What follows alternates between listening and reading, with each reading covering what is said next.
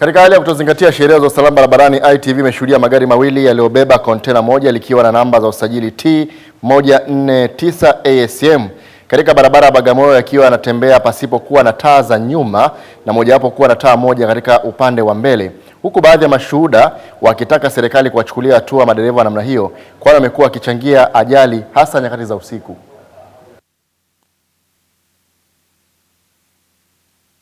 Kwa kweli inapaswa trafiki wakae hadi mida saa 5 saa 6 kuangalia utaratibu wa magari yanayotembea kama hivi ambayo hayana taa nyuma mbele, na kuwa ni tatizo.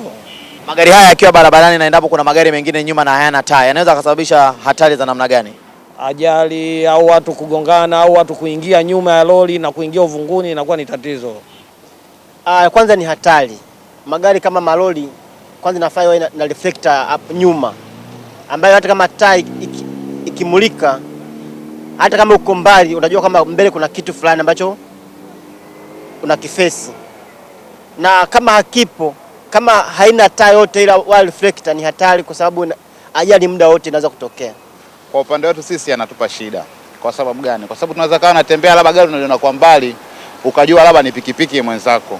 Kwa sababu unakuta la sometimes yanatumia kwa taa ya kushoto.